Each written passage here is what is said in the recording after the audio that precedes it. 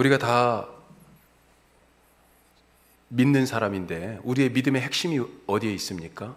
그리스도교 신앙의 핵심이 무엇입니까? 부활이에요, 부활. 예, 부활입니다.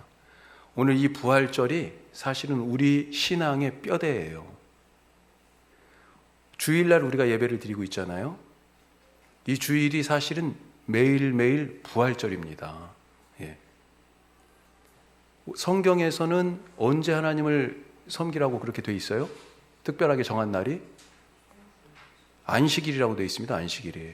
십계명이 그렇게 돼 있잖아요. 그래서 이걸 가지고 시비를 거는 사람은, 왜 교회 다니는 사람들은 성경 말씀대로 안 하고 안식일을 안 지키고, 그래서 이 안식일을 고집스럽게 지금 지키고, 지킬 뿐만 아니라 우리를 그걸로 정죄하는 그런 사람들이 있죠. 왜 그런데 교회가 안식일을 안 지키고 이 날을, 일요일을 지키고 있어요? 그것도 주일이라고, 주님의 날이라고 부르면서. 왜 그렇습니까? 바로 이 주님의 날. 왜 주님의 날이에요? 주님이 부활하신 날이에요. 부활하신 날. 안식일 후 첫날, 그때 바로 이 부활의 사건이 일어난 것입니다.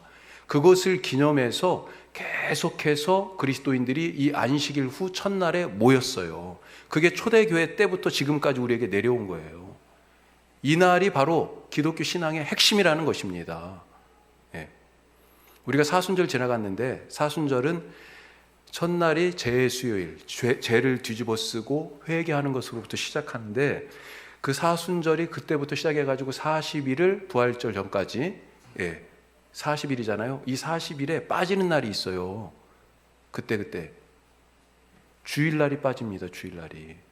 왜요? 주일날은 부활의 날이기 때문에 그래요. 부활이 우리 신앙의 핵심이요 뼈대입니다. 예수님께서 십자가에서 우리 죄를 위하여 죽으셨는데, 그 십자가가 왜 우리에게 의미가 있어요? 부활 때문입니다. 부활이 없으면 예수님이 죄 때문에 그 죄를 뒤집어 쓰고 그냥 죽은 것으로 끝나는 거고요. 죄에게 굴복하고 그 죽음에 묶여 있는 것으로 그냥 끝나는 겁니다. 하지만 그 죄를 깨뜨리시고 죽음을 무너뜨리시고 부활하셨잖아요. 부활이 우리 신앙의 핵심이에요. 바울이 고린도 교인들에게 그런데 이렇게 얘기합니다. 고린도전서 15장 17절에 보면 같이 한번 읽겠습니다. 그리스도께서 다시 살아나신 일이 없으면 너희 믿음도 헛되고 너희가 여전히 죄 가운데 있을 것이요. 그래요. 부활이 믿어지지 않으면요, 우리가 지금 다른 믿는 것 다 헛된 일이다. 모든 믿음의 기초가 부활 신앙이다. 너희가 여전히 죄 가운데 있을 것이다. 이거 뭐예요? 예수님이 십자가에서 죽으신 일이 아무 소용이 없는 일이 된다는 것입니다. 부활을 믿지 않으면. 바울이 왜 이런 편지를 고린도 교인들에게 써보냈겠습니까? 고린도 교회 사람들 중에 부활을 믿지 않는 사람들이 있기 때문에 그렇습니다. 고린도전서는 주후 50년경에 쓰여졌어요. 그때쯤을. 그런데 예수님이 30년경에 돌아가셨잖아요. 그러니까 예수님이 돌아가시고 나서 한 20년쯤 지났는데 이제 사람들이 안 믿어지는 거예요. 더군다나 이 고린도 교인들, 고린도라고 하는 이 도시가 있는 지역을 생각해 보세요. 헬라 문화의 한 복판 안에 있었습니다. 거리만 나가면요, 이방신들을 섬기고 있어요. 그리스도의 유명한 철학자들이 계속해서 몇백 년을 가르쳐온 그 철학의 사상, 거기에 물들어 있습니다. 그들에게 부활이라는 개념 자체가 사실은 생소한 거고요. 몸이 다시 살아난다는 것을 받아들일 수 없는 사실은 사고방식이었어요. 그 속에서 부활을 믿는 것 자체가 사실은 기적일 수 있는 거죠. 그런데 그것이 과연 그것이 정말 그 교회의 가장 근본적인 문제였었다라고 하는 것입니다. 그런데 이것이 단지 고린도 교인들만의 문제입니까? 지금 우리 시대는 어떻습니까? 사실 과학과 신앙은 양립하는 게 아닙니다. 과학이 맞으면 신앙은 틀리고, 신앙이 맞으면 과학은 틀리고, 이런 게 아니에요. 전에도 말씀드렸지만 기회가 되면 말씀을 나눠요. 창조의 신앙과 과학이 양립하는 게 아니에요. 과학은 창조의 신앙을 오히려 더 돈독하게 만들어주는 증거가 될 것입니다. 지금 세상에 예수님께서 부활하셨다라고 하는 이것을 사실은 옛날 그때 고린도 교회, 이 신약 시대의 사람들만큼 그것보다 더 믿기 어려운 환경에 우리가 처해 있어요. 그 사람들이 그때 교회 안에 부활을 의심하는 사람들이 있었는데, 지금 부활을 믿기 더 어려운 이 과학과 기술의 시대에 우리는 어떻습니까? 부활이 과연 믿어집니까?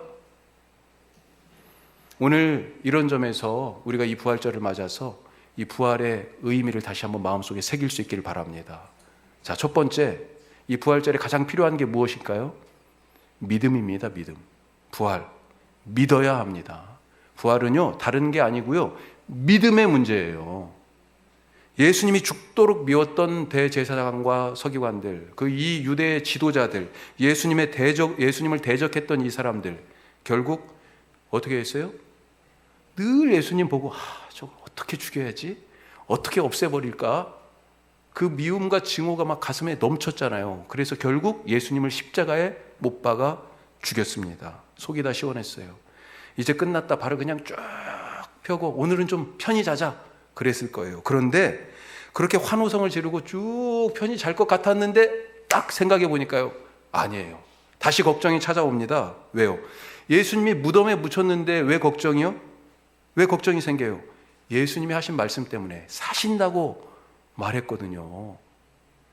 그것을 지금 제자들이 들었다고 다 전에 들었거든요. 마가복음에 보면 예수님이 한 번도 아니고요, 3번씩이나 결정적인 순간에 내가 예루살렘에 올라가서 고난을 받고 그들 손에 죽임을 당할 것이다 말씀하셨습니다. 그런데 거기에 꼭 덧붙여서요, 그런데 3일 만에 다시 살아나리라, 죽음과 더불어서 부활을 반드시 분명히 말씀하셨어요.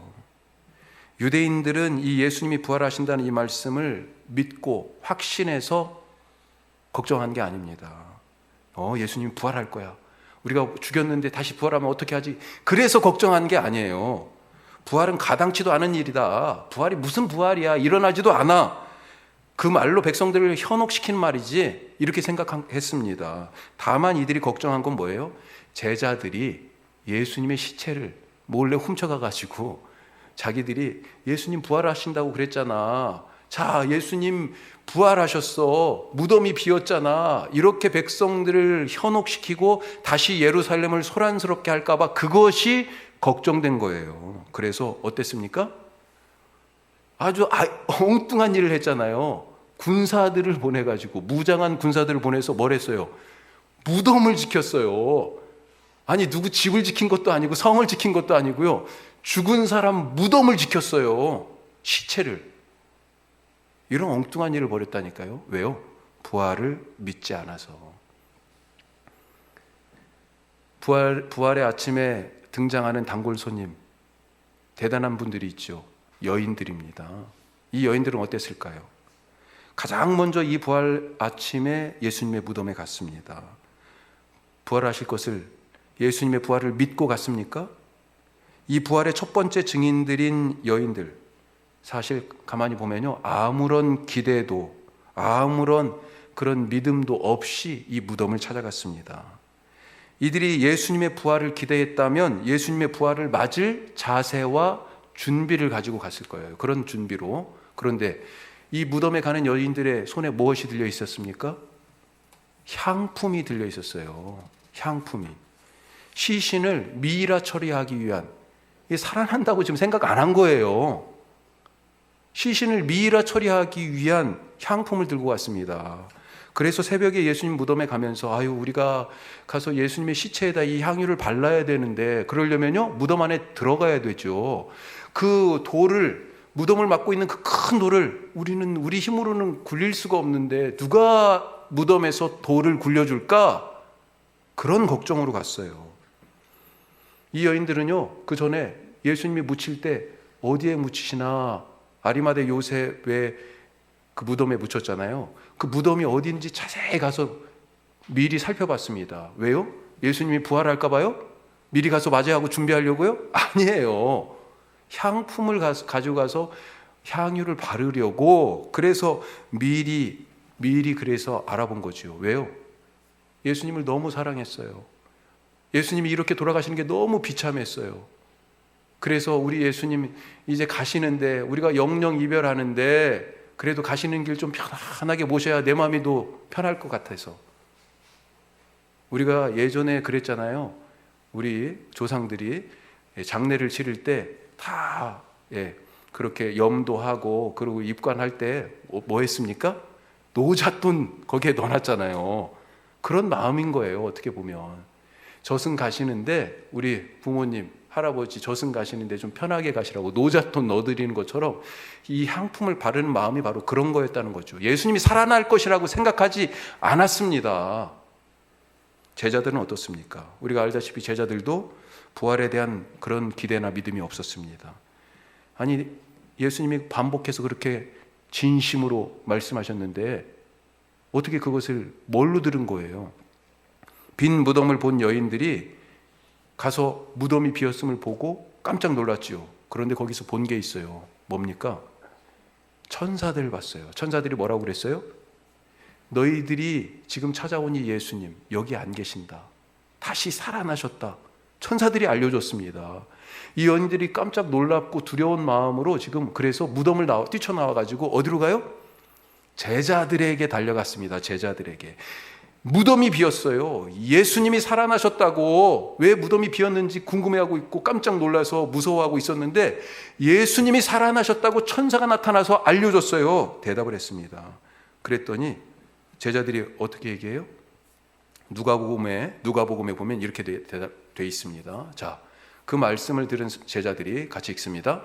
사도들은 그들의 말이 허탄한 듯이 들려 믿지 아니하나. 허탄하다 뭐예요?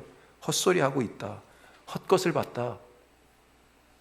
이 여자들이 지금 제정신이 아니구나, 이렇게 지금 남자 제자들이 생각하고 있는 거죠. 너무 예수님을 사랑하고 너무 예수님이 그리워서 그래서 헛것을 본 거야, 지금 그렇게 생각하고 있는 것입니다. 제자들이 그렇게 믿지 않으니까 예수님 어땠습니까? 직접 나타나셨잖아요. 제자들이 있는 곳에. 그때 도마가 없었습니다. 그랬더니 예수님이 다시 도마에게도 직접 나타나서 여기 네 손을 여기에다 넣어봐. 아주 그냥 확실하게 보여주셨죠. 부활하셨다라고 하는 것을. 이런 일도 있었습니다. 누가복음에 예수님이 죽고 그 실망감 때문에 이제 모든 것을 다, 우리가 지금까지 뭘 하러 여기까지 왔나, 이런 생각을 하면서 2명의 제자가 이제 예루살렘을 떠나서 고향으로 가고 있어요. 자, 그때 이들이 가던 길에 어느샌가 누군가가 지금 같이 동행하고 있는 사람이 같이 있는 거예요. 그러다가 그 사람하고 계속 얘기를 해요. 우리가 왜 예루살렘에서 이제 어디를 가고 있다, 왜 그랬는지, 얼마 전에 며칠 전에 있었던 이 예루살렘에서의 예수님의 십자가에 죽으신 이야기랑 쭉 하는데, 예수님이 그 일에 대하여서 성경의 말씀으로 쫙 풀어주시잖아요. 그런데도 불구하고 같이 함께 걷고 있는 이 사람이 부활하신 예수님인 줄 이 사람들이 몰랐던 거잖아요. 날이 저물었습니다. 숙소에 들렸어요. 예수님과 같이 저녁을 먹습니다. 예수님이 떡을 떼어주시고 잔을 부어주세요. 그런데 그 떡을 받아먹고 잔을 마시는 그 어느 순간에 정신이 번쩍 든 거예요. 눈이 확 뜨였습니다. 자고 있던 사람들이 깨어난 거예요. 그때야 이분이 바로 우리랑 지금까지 걷고 우리에게 지금까지 말씀을 들려주던 그분이, 지금 이 식탁에 같이 앉아있는 이 사람이 바로 부활하신 예수님인 것을 알아봤습니다. 믿음이 없으면 부활의 주님이 내 곁에 계셔서 함께 걷고 계신데도 모릅니다. 잘 생각해 보세요. 내 곁에 주님이 걷고 계세요. 내게 말씀하고 계십니다. 함께 걸으며 내게 하나님의 말씀을 주시는데도 그분이 하나님의 아들인 것을, 부활하신 주님인 것을 몰라봐요. 믿음이 없으면 예수님의 식탁에 우리가 앉아서 주님이 떼어주시는 떡을 먹고 주님이 부어주시는 잔을 마시면서도 믿음이 없으면 주님을 못 알아봅니다. 예전에 우리 각 집마다 웬만한 교회 다니는 집에는 그런 액자가 하나씩 있었습니다. 거기 예수님 그림 밑에다가 뭐라고 써 있냐면, 예수님은 이 집의 주인이시오, 식사 때마다 보이지 않는 손님이시오, 모든 대화에 말없이 듣는 이시다. 혹시 그런 액자 생각나세요? 여기 틀린 게 있어요. 식사 때마다 보이지 않는 손님이 아니고요. 이 식탁은 누구 식탁이에요? 예수님의 식탁입니다. 예수님의 식탁. 예수님이 차리신 식탁이에요. 밥상에 둘러앉아 우리가 밥을 먹을 때 우리는 빵을 먹는 게 아니라 밥을 먹지요. 예수님이 떡을 떼어주셨다, 빵을 떼어주셨다 그랬는데 예수님이 밥을 퍼주셨다고 한 거예요. 그렇죠? 국을 퍼주셨다는 거고요. 그러시면서 예수님이 차려놓으신 이 밥상, 예수님의 식탁에서 이리 와서 빨리 와서 밥을 먹자고, 이 천국의 식탁에 앉으라고 그렇게 말씀하시는 것 아닙니까?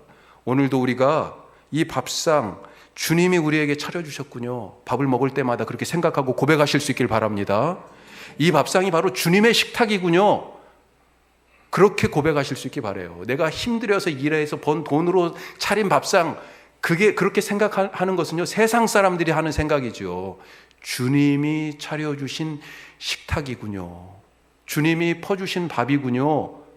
그럴 때 이 식탁에 주님이 앉아 계신 게 보일 겁니다. 그러면서 내게 말씀하시는 주님의 음성이 들려요. 그 부활의 주님을 만나실 수 있기를 주님의 이름으로 축복합니다. 부활은 믿음에서 시작합니다. 부활은 믿음의 문제예요. 그 믿는 자가 살아납니다. 부활이 바로 생명이잖아요. 그 부활을 믿는 자가 생명으로 살아납니다. 믿는 자만이 오늘 예수님의 부활절이 내가 다시 사는 내 부활절이 될 것입니다. 자, 두 번째로 예수님은 부활로 우리에게 영생을 주셨습니다. 영생을 주셨어요. 부활의 생명의 모습 무엇입니까? 어때요? 예수님이 지금 부활하신 몸으로 다니고 계시잖아요. 어떤 모습입니까? 예수님 모습을 한번 보세요. 이전의 육체를 가지고 있어요. 그렇죠? 그런데 그것에 매이지 않았습니다. 그 이전의 육체의 모습을 포함하고 더 넘어선 새로운 생명의 모습을, 새로운 몸의 모습을 우리에게 보여주고 계세요. 제자들이 의심했죠. 무슨 유령이 나온 것 같이 생각도 했어요. 예. 그러니까 예수님이 뭐라고 그래요? 손을 내밀어서, 야, 여기 만져봐. 만져봐. 예. 제자들하고 같이 함께 식사도 하셨습니다. 더 이상 우리가 알던 그런 육체의 모습이 아니에요. 분명히 예수님의 몸인데, 그렇다고 육체가 없는 혼령의 모습도 아닙니다. 분명하게 제자들에게 말씀하세요. 누가복음 24장 말씀 한번 보죠. 같이 읽습니다. 내 손과 발을 보고 나인 줄 알라. 또 나를 만져보라. 영은 살과 뼈가 없으되 너희 보는 바와 같이 나는 있느니라. 이렇게 나타나셔서 지금 말씀을 하시는데도 제자들이요, 정말인가? 이런 생각이 드는 거예요. 이 요한복음 방금 읽은 말씀 대목 뒤에 보면 그런 약간의 놀라움과 의심이 있으니까요, 예수님이 뭐라고 그러냐면요, 지금 식사하고 있었나 봐요. 제자들이 저기 먹을 것을 달라고 그러십니다. 그래서 구운 생선 한 토막을 받아서 드셨다, 이렇게 돼 있어요. 뿐만 아니라 요한복음 20장의 부활을 얘기하는 요한의 증언에 의하면 제자들이 사실은 무서워가지고 문을 꽁꽁 걸어잡고 잠그고 있었습니다. 왜 무서웠어요? 아니, 예수님이 이 제자 무리의 우두머리잖아요. 지금 괴수를 어떻게 했어요? 반역의 무리의 괴수를 십자가에 못 박았잖아요. 그래서 반역 뭐예요? 유대인의 왕 로마에 대하여 지금 반역했다고 죄패를 걸어가지고 지금 죽였어요. 어떻게 해야 됩니까? 그 다음에 이 예수의 잔당들을 소탕해야 되잖아요. 그러니까 제자들은 어때요? 숨어 있었던 것입니다. 문을 꽁꽁 걸어 잠그고, 언제 이 유대 병사들이 수색해가지고 닥칠지 모르니까. 자, 그런데 예수님이 이 걸어 잠긴 문 안에, 이 방에 갑자기 나타나셨어요. 어떻게 들어오신 것입니까? 부활의 몸은 완전히 새로운 몸입니다. 완전히 새로운 거예요. 이렇게 새로운 몸을 덧입는 부활, 이것이 어떻게 가능합니까? 어떻게 이 부활의 사건이 일어난 거예요? 바울이 이렇게 얘기합니다. 고린도전서 15장 말씀인데 한번 같이 읽어보죠. 자, 15장 45절 같이 읽습니다. 기록된 바 첫사람 아담은 생령이 되었다 함과 같이 마지막 아담은 살려주는 영이 되었나니. 말씀 그대로 놓으시고, 자, 뭐라고 되어 있습니까? 첫사람 아담은 생령이 되었다. 하나님이 처음에 사람을 만드셨는데 뭘로 만드셨어요? 흙으로 만드셨잖아요. 뭐예요? 아직 진흙덩어리입니다. 아직 흙덩어리예요. 예, 흙덩어리예요. 이 흙덩어리가 어떻게 사람이 된 거예요? 거기에 하나님의 숨을 불어넣었기 때문에, 하나님의 영이 그 가운데 임했기 때문에 이것이 생명, 살아있는 존재가 된 것입니다. 예. 번역을 생명이라고 했는데 영어는 living being, 살아있는 존재 이렇게 말하고 있어요. 흙덩어리가 살아있는 존재, 사람이 된 것은요, 하나님의 영 때문이에요. 똑같이 첫사람 아담이 바로 그렇게 사람이 됐는데, 마지막 아담 누구예요? 예수님이죠. 예수님은 어떤 분이시라고요? 다 이제 죄 때문에 하나님께서 원래 살려주는, 생명으로 살도록 우리를 그렇게 만드셨는데, 그런데 죄 때문에 어떻게 됐어요? 다시 진흙으로 돌아갔잖아요. 다시 육체가 됐잖아요. 그 육체에 생명을 불어넣어 살려주는 영, 그 마지막 아담인 예수님, 그 예수님으로 말미암아 예수님의 그 살려주는 영이 그 육체 가운데 들어가니 이들이 살아난다. 지금 그 얘기 아닙니까? 어떻게 우리가 부활의 몸을 갖게 돼요? 바로 살려주는 영, 예수님의 영, 바로 성령이 그 가운데 임재하셔야 바로 부활의 새 생명을 갖게 된다 하는 것입니다. 예수님은 어떻게 부활하셨어요? 예수님 스스로 일어나신 게 아닙니다. 에스겔이 그 환상을 봤죠. 골짜기에 마른 뼈들이 가득합니다. 이 골짜기에 마른 뼈들이 어떻게 살아났어요? 하나님이 말씀하시죠. 에스겔에게 생기야, 이 생명의 수마, 생명의 바람아, 사방에서 불어와서 이 마른 뼈에게 사방에서 불어와서 이 마른 뼈를 어떻게 해요? 살아나게 해라. 생명의 숨이 이 마른 뼈에 닿으니까요, 이들이 하나님의 군대가 됐어요. 영이 죽었던 사람들이 바로 하나님의 생명의 영이 그들에게 접촉을 하니까 그 영이 살아나죠. 몸도 살아나고 영도 살아나고. 이 하나님의 영이 들어가니까 흙덩어리였던 이 존재가 사람이 됐어요. 우리는 이걸 지금 뭐라고 얘기해요? 사람이 교회되는, 좀 다른 차원에서 얘기하죠. 우리 교회 사람이 교회되는, 그렇게 고백하잖아요. 그것이 우리의 사명이라고. 뭐예요? 이 사람은 앞에 이 사람은요, 진흙덩어리와 같은 죄로 살고 있는 육체 가운데 있는 하나님의 영원한 생명이 없는 그 사람이에요. 이 사람 가운데, 이 죄의 사람 가운데 하나님의 영이 불어넣어지니 이 사람이 어떻게 돼요? 예수 그리스도의 몸인 교회가 되는 거죠. 생명이 그 속에서 숨쉬는 새로운 존재가 되는 거죠. 아멘이죠? 아멘입니다. 아멘이에요.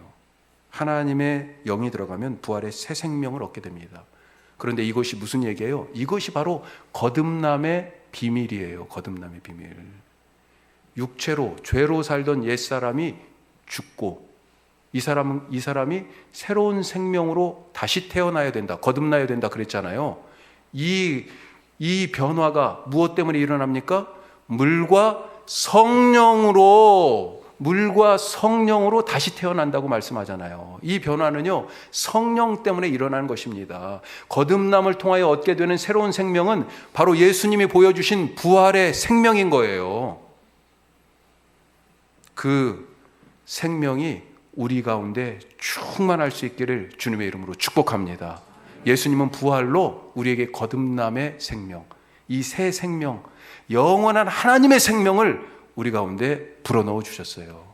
자, 마지막으로요, 세 번째, 생명을 무덤에 가둘 수 없습니다. 생명을 무덤에 가둘 수 없어요. 사람들은 예수님을 지금 죽여가지고요, 어디에요? 무덤에다 가두고 큰 돌로 가로막고, 심지어는요, 왜 무덤을 지키고 있어요? 무덤을 무장한 군사들이 지금 지키고 있어요. 이런 엉뚱한 짓을 하는 게 세상이라고요. 그러나 생명은 절대로 무덤에 갇히지 않습니다. 하나님이 주신 이 생명은 죄와 죽음을 이기는 능력 있는 생명이에요. 사탄은 예수님을 죄를 뒤집어 씌워서 무덤에 가두려고 했습니다. 하지만 생명이신 예수님께서는 이 죽음으로 갇힌 이 무덤에서 나와서 자유롭게 돌아다니셨어요. 하나님 나라를 다시 말씀하셨어요. 죄를 이기고 승리하는 것이 무엇인지 보여주셨습니다. 중요한 것은요, 예수님을 무덤에 가둘 수 없었던 것처럼 예수님의 그 생명이, 부활 생명이, 그 거듭나서 얻은 새로운 생명이 우리 가운데 있는데 예수님을 가둘 수 없었던 것처럼 우리도 세상에 그 어떤 것도 우리를 가둘 수 없다는 거예요. 무엇에 갇혀 있습니까, 혹시?